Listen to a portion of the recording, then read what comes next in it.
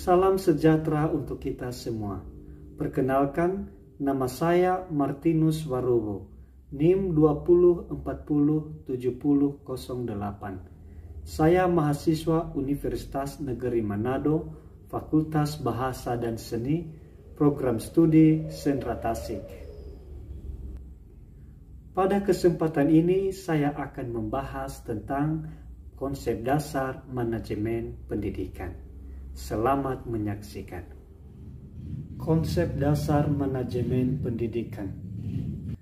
Pengertian pendidikan. Pendidikan adalah kata yang sering sekali kita dengar dalam kehidupan sehari-hari.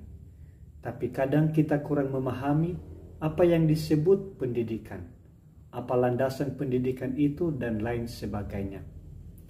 Tulisan ini akan mencoba menguraikan pendidikan ditinjau dari pendapat para ahli teori tentang pendidikan dan lembaga-lembaga pendidikan.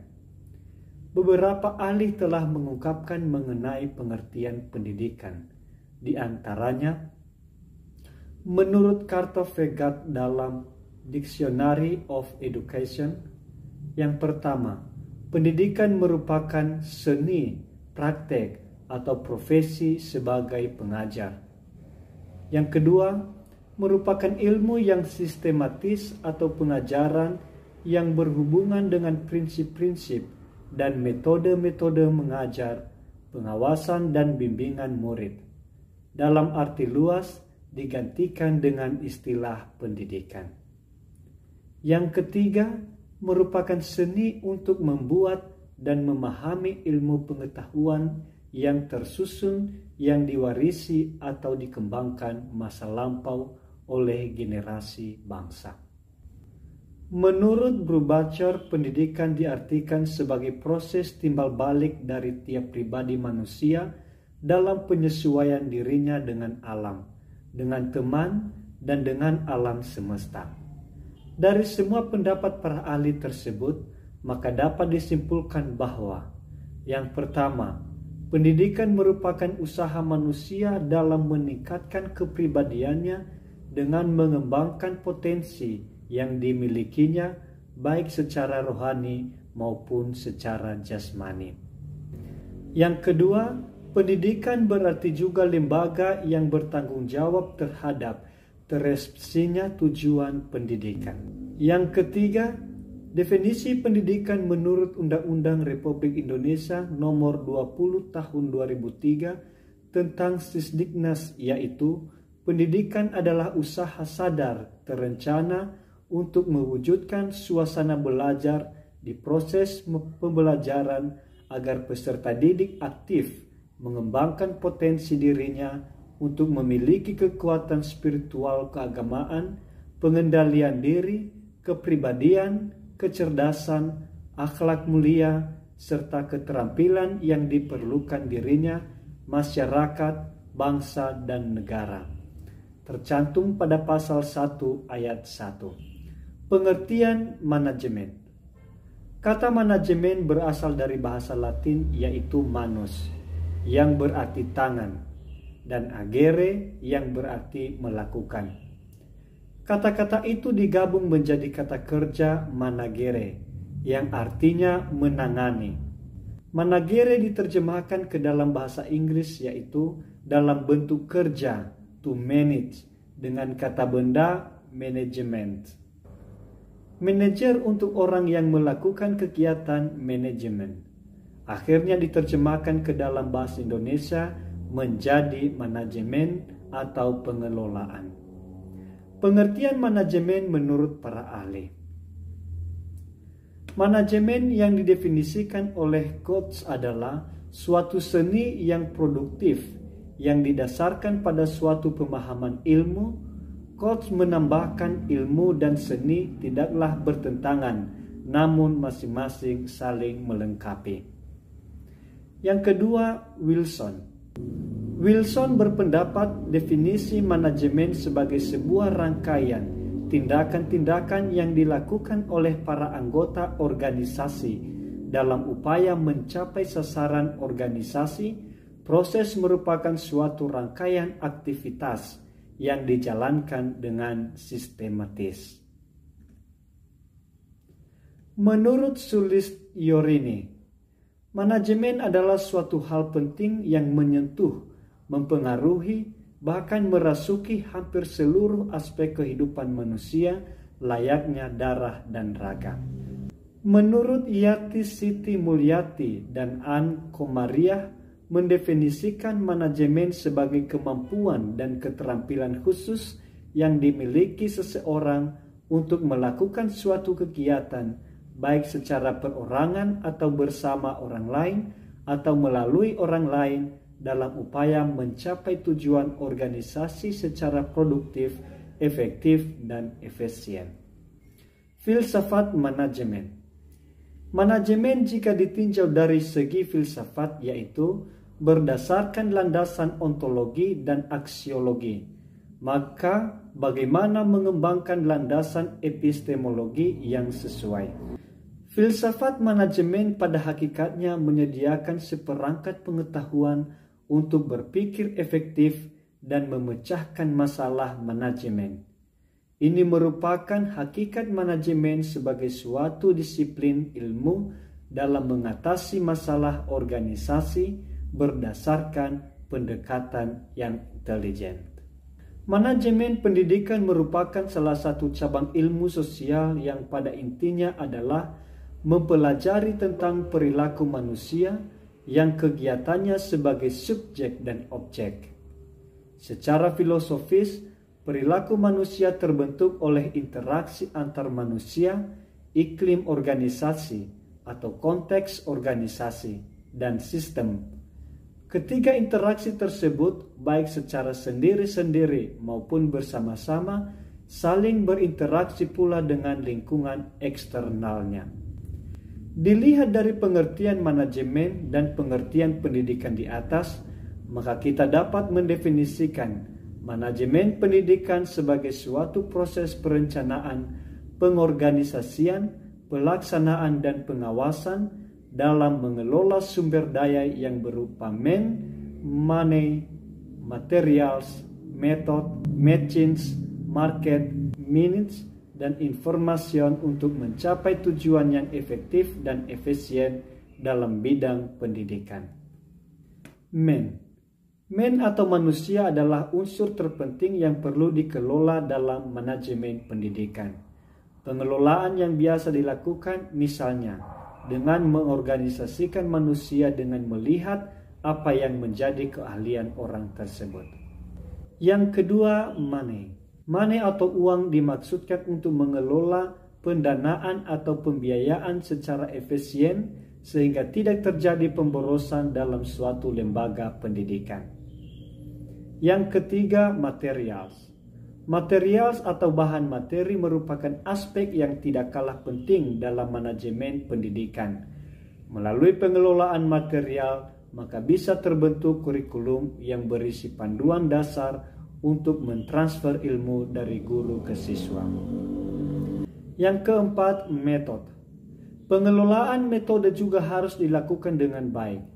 Metode yang digunakan untuk mengajar guru di sekolah satu dengan guru di sekolah lain tidak sama karena tergantung pada kesiapan siswa yang diajar. Yang kelima, machines. Pengelolaan mesin bertujuan untuk dapat mengelola mesin yang digunakan untuk mendukung proses belajar mengajar, supaya dapat digunakan sebaik mungkin dan tidak cepat mengalami kerusakan. Untuk orang yang mengelola mesin biasanya harus orang yang benar-benar tahu cara merawat mesin tersebut dengan baik. Yang keenam, market. Market atau pasar adalah salah satu kunci yang menentukan sekolah atau lembaga pendidikan tersebut menjadi lembaga pendidikan yang besar atau kecil. Pasar yang dimaksud adalah masyarakat secara luas. Sasaran yang dituju adalah masyarakat yang berniat menyekolahkan putra-putri mereka. Yang ketujuh, menit. Menit atau waktu perlu dikelola dengan baik karena waktu belajar peserta didik di sekolah sangat terbatas, sehingga perlu pengelolaan yang baik supaya waktu belajar mengajar menjadi lebih efisien. Yang kelima, tujuan manajemen pendidikan. Tujuan belajar manajemen pendidikan. Efisien dalam menggunakan sumber daya. Dengan mempelajari manajemen pendidikan dengan baik, diharapkan seseorang dapat mengelola sumber daya secara efisien. Misalnya, sumber daya yang berupa pembiayaan, waktu, dan lain sebagainya. Efektif dalam mencapai tujuan.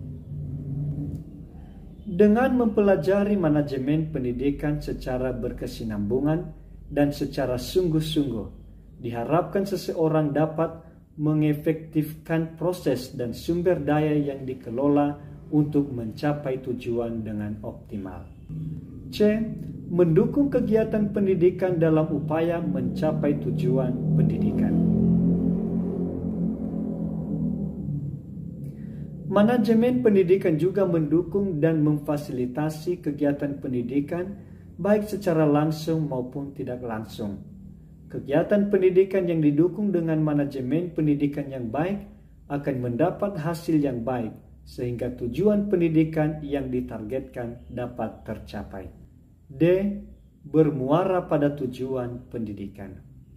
Tujuan manajemen pendidikan tidak akan lepas dari tujuan pendidikan nasional, yaitu bertujuan untuk mengembangkan kemampuan dan membentuk watak serta peradaban bangsa yang bermartabat dalam rangka mencerdaskan kehidupan bangsa, bertujuan untuk berkembangnya potensi peserta didik agar menjadi manusia yang beriman dan bertakwa kepada Tuhan Yang Maha Esa, berakhlak mulia, sehat, berilmu, cakap, kreatif, mandiri, dan menjadi warga negara yang demokratis serta bertanggung jawab. 6. Manfaat manajemen pendidikan. 1. Menciptakan suasana belajar yang bermutu dan menyenangkan, dan yang lebih penting lagi adalah dapat menciptakan peserta didik belajar cara belajar, learning how to learn, yang terbaik bagi dirinya. Yang kedua, meningkatkan kompetensi manajemen pendidikan bagi pendidik sehingga lebih profesional. Yang ketiga, menghemat sumber daya dengan hasil memuaskan. Dan yang keempat, mendapatkan tenaga kependidikan yang profesional. 7. Fungsi manajemen pendidikan. Fungsi manajemen pendidikan adalah elemen-elemen dasar yang akan selalu ada dan melekat di dalam proses manajemen yang akan dijadikan acuan oleh manajer dalam melaksanakan kegiatan pendidikan untuk mencapai tujuan yang efektif dan efisien. Dalam manajemen terdapat fungsi-fungsi manajemen yang terkait erat di dalamnya. Ruang lingkup manajemen pendidikan. Ruang lingkup dari manajemen pendidikan dibagi menjadi 3 kelompok, yaitu menurut wilayah kerja, menurut objek garapan, dan menurut fungsi kegiatan. Menurut wilayah kerja, ruang lingkupnya meliputi manajemen seluruh negara, manajemen satu provinsi, manajemen satu unit kerja, dan manajemen kelas. Menurut objek garapan, ruang lingkupnya meliputi manajemen siswa, manajemen ketenaga pendidikan, manajemen sasaran prasarana, manajemen tata laksana pendidikan, manajemen pembiayaan, dan manajemen humas. Dan yang ketiga, manajemen fungsi kegiatan ruang lingkupnya meliputi merencanakan, mengorganisasikan, mengarahkan, mengkoordinasikan, mengkomunikasikan, mengawasi, atau mengevaluasi. Ada pula yang melihat ruang lingkup dari manajemen pendidikan berdasarkan substansi yang menjadi garapan manajemen pendidikan sebagai proses atau disebut fungsi administrasi, yaitu A. Perencanaan. Perencanaan merupakan suatu proses yang meliputi upaya yang dijalankan guna mengantisipasi adanya kecenderungan di masa mendatang dan penentuan sebuah strategi maupun taktik yang tepat guna merealisasikan tujuan dan target organisasi. Yang kedua, pengorganisasian.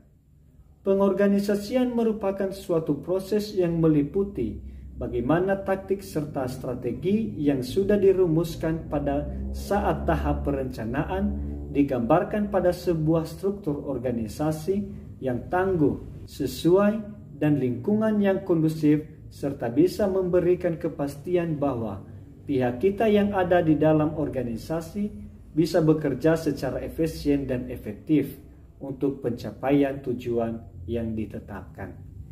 Terima kasih presentasi dari saya dan mohon maaf jika ada kata yang kurang berkenan. Terima kasih.